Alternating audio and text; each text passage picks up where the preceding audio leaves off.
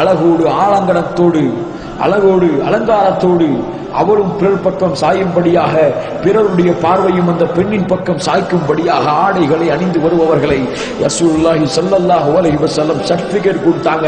அந்த பெண்களுக்கெல்லாம் நீங்க எழுதி கொடுத்துருங்க, நீங்க நரகவாதிகள், நாளை மறுமையிலே நரகத்தின் வாசனையை கூட உங்களால் நுகர முடியாது என்று அல்லாஹ்வுடைய தூதர் சொல்லியிருக்கிறார்.